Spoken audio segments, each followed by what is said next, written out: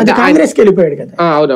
Rebel అంటే అట్లా కాదు, నేను ఈ పార్టీ తరపునే ఉంటాను నేను కానీ రెబల్ గా చేస్తాను అనే వాళ్ళని రెబల్స్ అంటారు. అట్లాగా వైసీపీలో ఉండరు, బీజేపీలో ఉండరు, జనసేనలో ఉండరు, టీడీపీలో ఉంటారు.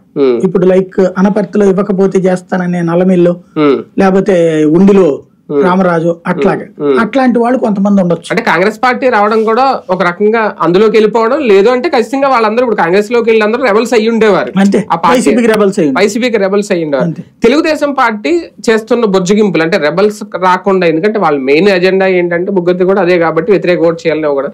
ఇప్పుడు వ్యతిరేక ఓటు చీలిపోతుంది, ఆ బొజ్జగింపుల పర్వం వర్కౌట్ అవుతుందా? పెద్దగా అంటే ఈ బుజ్జగించలు ఇప్పటిదాకా అయిపోయింది కదా, ఇంకా చేసేది ఇప్పుడు ఏదో పర్సనల్ గా పిలిచి మాట్లాడుతున్నారు అందరినీ, బాబు కూడా మాట్లాడారు. పర్సనల్ గా మాట్లాడాక కూడా రివర్స్ అయిన వాళ్ళు ఇక ఇంకా మారరు వాళ్ళు.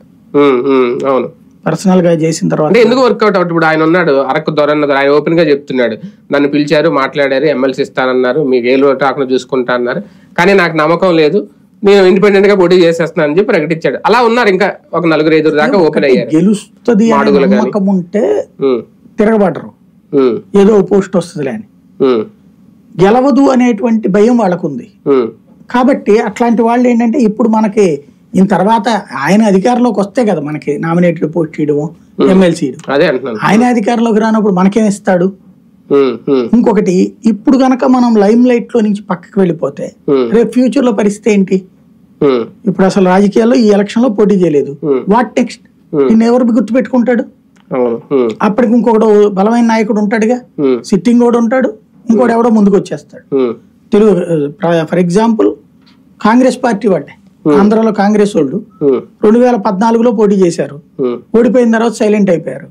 అట్లాంటి వాళ్ళని తర్వాత ఇప్పుడు ఎవరు గుర్తిస్తున్నారు?